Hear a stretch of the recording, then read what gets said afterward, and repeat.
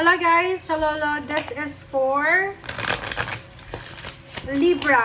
Okay Libra, welcome dito sa aking channel. Kapalaran 888 Libra. Alamin natin ano bang messages. Goodbye. Energy parsing lahat. This is money, career, financial reading Libra. First two cards natin is Dolphin and Honeybee. Okay. Divine Feminine, this is Atlantis. So, this month of April, Libra, makinig ka sa sinasabi ng water sign, Pisces, Scorpion, Cancer. So, if there's a water sign, Pisces, Scorpion, Cancer, makinig ka sa kanila sa mga sinasabi nila sa'yo. Na, like for example, you need to stop and listen daw. Actions, decision making, makinig ka sa kanila. Okay? Honeybee, sinasabi ng barahan na this month of April, you are called on to rise. So, this month of April, you will have the opportunity na mabago yung takbo ng buhay mo. Okay? There's an opportunity this April na maging stable and secured yung finances mo. Alright, so let's check.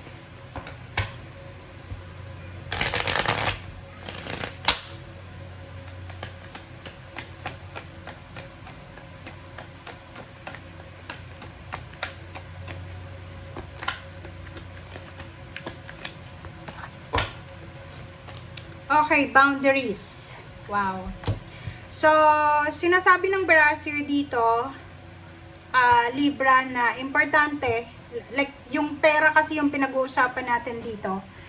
Napaka-importante na this month of April, mayroon kang boundaries sa pera, sa pagtulong, mayroon kang boundaries sa mga obligation, duties and responsibilities, sa expenses, parang ganon. Para hindi ka mahirapan, especially kung ikaw yung breadwinner, or yung ikaw yung nagbabudget ng mga expenses sa family.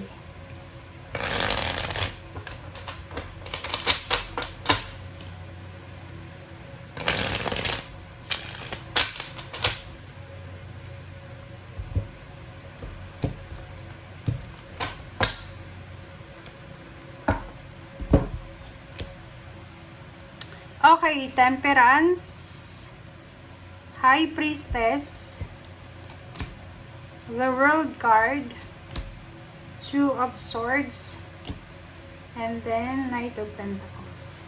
Okay, sa ilalim mo ay Queen of Pentacles, and then Six of Pentacles, Ten of Wands.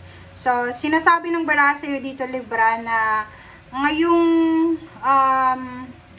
buwan ng Abril, nakikita ko sa'yo dito na napaka-workaholic mo. Trabaho ka ng trabaho, okay? Walang space sa'yo yung magpahinga. Yung Ten of Wands dito, ikaw yan, na sobra kang workaholic. Kasi parang nakikita ko sir dito na may mga tao ka na responsibilidad. Pwedeng breadwinner ka, parent ka, or panganay kang anak. Kailangan mong tulungan. Or pwedeng ikaw lang yung may trabaho, parang ganun. So, you are super responsible sa mga tao sa paligid mo. Kaya, ang sabi ng baraha dito, boundaries, kailangan mong maglagay ng boundaries, huwag bigay ng bigay. Okay? Lalo na kung pagod na pagod ka na.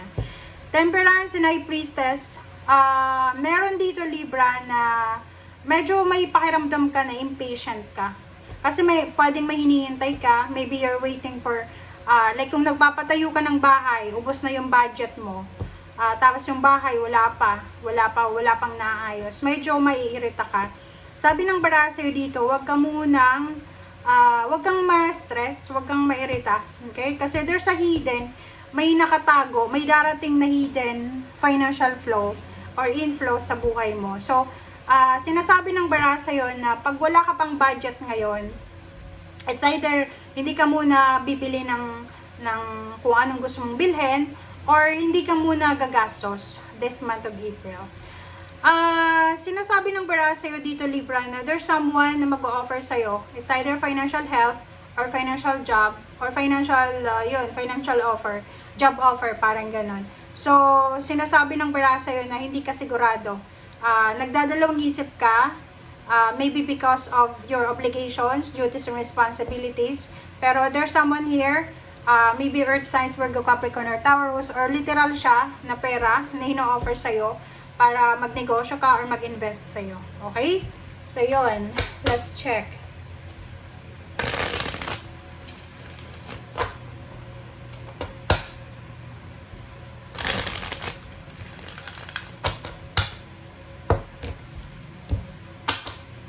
Okay, temperance.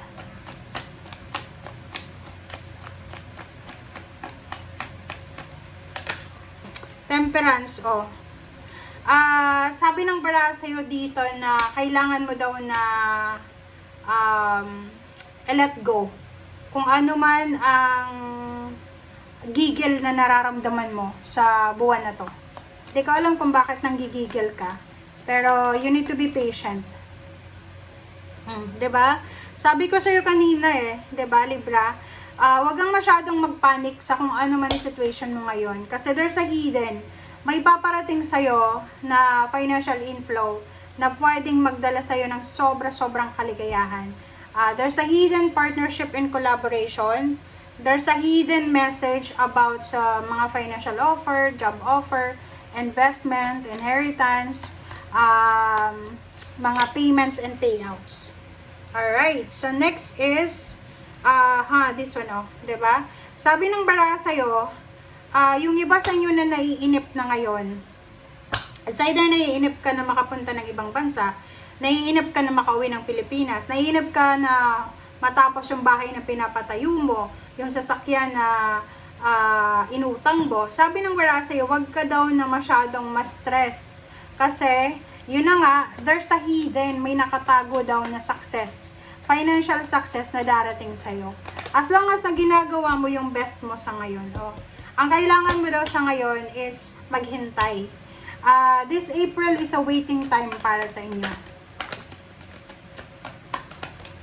Okay, next is, sabi ng bara sa'yo dito, this April is parang napakaganda siya na opportunity para sa'yo na maging kumbaga open sa lahat ng communication, lahat ng possibilities. Kumbaga huwag kang matakot, lahat ng pwedeng pagkakitaan pasukin mo as long as na legal yan, na wala kang masasagasaan, hindi siya against sa government or kano pa man. Yun, kasi dito sa barahang to, kung tatanggapin mo daw itong offer na to, financial offer, job offer, sinasabi sa'yo ng barahan na posibleng magiging stable and secured yung future money mo, okay? But nakikita ko sa'yo dito, may mga agam-agam kayo. So, if you're not sure, if you're in the 2 of swords, sabi ng baraha, maghintay. Kasi yun, nasa 3 of wands dito Kapag hindi ka sigurado, maghintay. I-delay mo na, ihang mo na. Okay? Thank you guys. Bye!